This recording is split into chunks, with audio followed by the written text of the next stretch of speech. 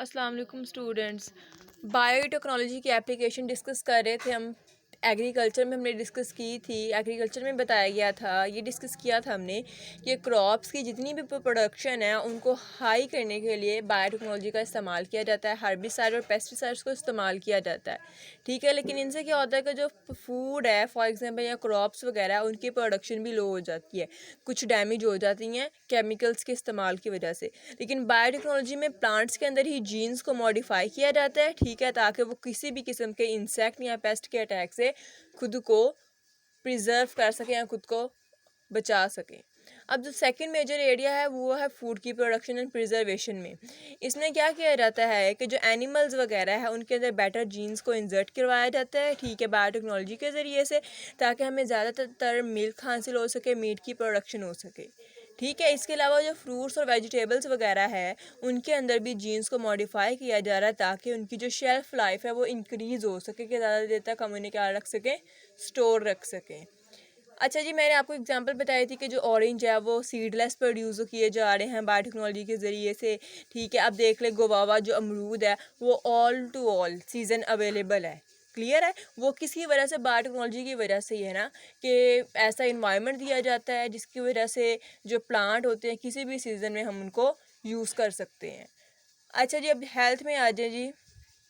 Health में कैसे improvement लाई जा रही हैं, जो डिसीज़ हैं उनको क्योर करने के लिए, उनका इलाज करने के लिए और इम्प्रूविंग हेल्थ को इम्प्रूव करने के लिए भी बायोटेक्नोलॉजी को यूज़ किया जा रहा है, ठीक है। अब देखिए बायोटेक्नोलॉजी के ज़रिए से कुछ बनाई गई है, ऐसी मेडिसिन बनाई गई हैं जिनमें सबसे पहले इंसुलिन है, डायबिटीज़ के लिए इस्तेमाल की जा रही है, आर्टिफिशली प्रोड्यूस की जाती है ना, ये प्रीवियस चैप्टर में पढ़ा था बल्कि, ठीक है, बल्कि इसी में पढ़ा हमने।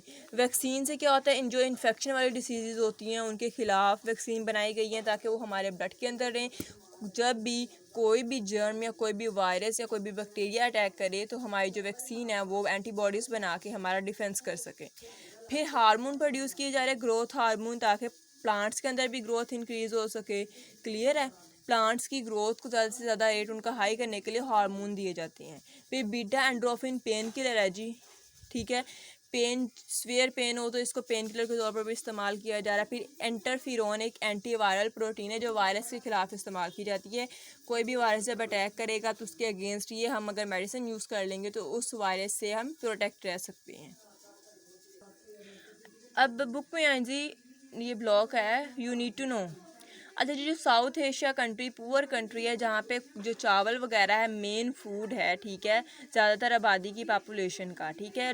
विटामिन ए की डेफिशिएंसी बहुत ज़्यादा कॉमन प्रॉब्लम है वहाँ से। उसकी वजह से क्या होता है कि बहुत जल्दी से ब्लाइंडनेस हो जाती है, आंखों के अंधापन हो जाता है और उनका इम्यून सिस्टम वीक है। कोई भी छोटी सी भी बीमारी या फीवर कह ले, अटैक उन पर जल्दी कर लेता है, उसका क्योर, उसका इलाज बहुत टफ हो जाता है। ख़ास तौर पर ये चिल्ड्रंस में होता है। साइटेंस क्या करते हैं, उन्होंने ऐसे विटामिन ए के जीन्स को ट्रांसफ़र किया है दूसरी स्पीशीज़ से चावल के अंदर, ठीक है। अब वो चावल के अंदर विटामिन ए रिच होगा, ज़्यादा तादाद में प्रेजेंट होगा, ठीक है, और इसे गोल्डन राइस कह सकते हैं जी। ये गोल्डन राइस प्रोड्यूस की जगह है जेनेटिक इंजीनियरिंग के थ्रू। पाकिस्तान के साइंटिस्ट में भी कुछ यूनिवर्सिटी जो हैं वो तैयारी कर रही हैं कि वो आटा जो वीट वगैरह है, गंदम है, उसके अंदर आयरन का पोर्शन हाई करें। आजकल जो बच्चे हैं उनके अंदर आयरन का लेवल बहुत लो है। अब उस आयरन के लेवल को ओवरकम करने के लिए साइंटिस्ट रिसर्च कर रहे हैं कि जो वीट गंदम है उसके अंदर आयरन से रिलेटेड जीन्स को इंसर्ट करवाया जाए ताकि जो फ्लोर होगा वो आयरन रिच हो, ठीक है, और जो चिल्ड्रंस हैं उनको पूरे का पूरा न्यूट्रिशन मिल सके।